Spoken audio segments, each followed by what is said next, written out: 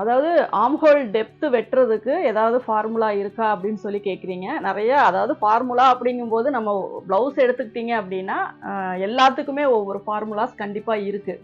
இப்போ நான் வந்து உங்களுக்கு ஷோல்டர்னுடைய அளவுக்கு வந்து அதாவது மேக்ஸிமம் ஒரு ரவுண்ட் நெக் நம்ம தைக்கிறோம் நார்மலா அப்படின்னா, செஸ்ட் ரவுண்டை வந்து நம்ம 8ஆ பிரித்து 1 இன்ச்சு நம்ம சேர்த்திக்கிறோம்.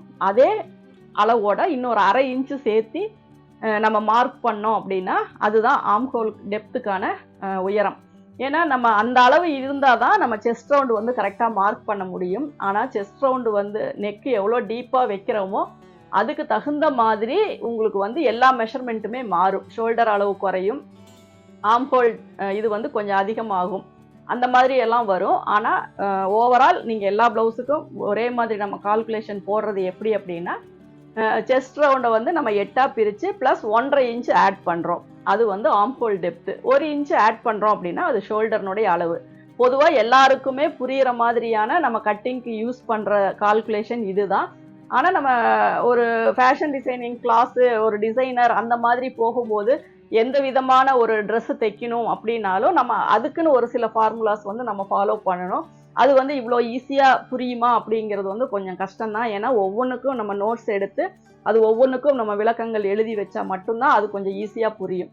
இல்லாமல் நம்ம நார்மலாக ஒரு ஸ்டிச் பண்ணுறோம் அப்படின்னா இதுவே இந்த கால்குலேஷன்ஸே உங்களுக்கு ரொம்ப ஹெவியாக இருக்கும். அதனால் மேக்ஸிமம் நம்ம ஒரு ப்ளவுஸ் தைக்கிறேன்னா அதுக்கு என்னென்ன வேணும் மெஷர்மெண்ட்ஸு, அதை என்னென்ன கால்குலேஷன் பண்ணணும் அப்படிங்கிறதுக்கான ஒரு சிம்பிளான விளக்கம் தான் இது. செஸ்ட் ரவுண்டை 8ஆ பிரித்து 1 இன்ச்சு சேர்த்திக்கோங்க. அது ஷோல்டர் அளவு. அது கூட 1.5 இன்ச்சு சேர்த்தும் போது அது வந்து ஆம்ஹோல்னுடைய உயரம். அதுக்குள்ளே உங்கள் ஆம்ஹோல் ரவுண்டு செட் ஆகுதான்னு பாருங்கள். அப்படி இல்லை, ஏன்னா சம்டைம்ஸ் ஸ்லீவ் சின்னதாக இருந்தால் அதே அளவு வச்சா கூட போதும்.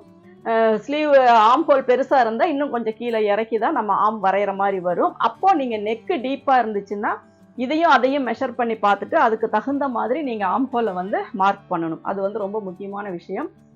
ஏன்னா ஒன்று டிபெண்ட் பண்ணி வரும்போது ஒரு சின்ன மிஸ்டேக் இருந்துச்சுன்னா அதை ஃபாலோ பண்ணி வர்றது எல்லாமே ஒரு மிஸ்டேக்காக போகும். அப்போ எல்லாமே வந்து நமக்கு கரெக்டாக ஃபிட்டிங் இல்லாத மாதிரி இருக்கும். அப்போது நீங்கள் கவனமாக ஷோல்டர் எவ்வளோ வருது, ஆம்ஹோல் எவ்வளோ இருக்குது, நெக்கு எவ்வளோ டீப் இருக்குது, இது எல்லாத்தையும் மைண்டில் வச்சுட்டு தான் நீங்கள் ஒரு கால்குலேஷன் பண்ணி நீங்கள் வந்து ஸ்லீவ் கட் பண்ணணும். எப்படி பார்த்தாலும் செஸ்ட் ரவுண்டும் ஆம்ஹோல் ரவுண்டும் நமக்கு வந்து கரெக்டாக ஃபிட்டிங் வரணும், சீட்டிங் ஆகணும். அப்போ தான் வந்து நம்ம போடுற ப்ளவுஸ் வந்து நீட்டாக இருக்கும்.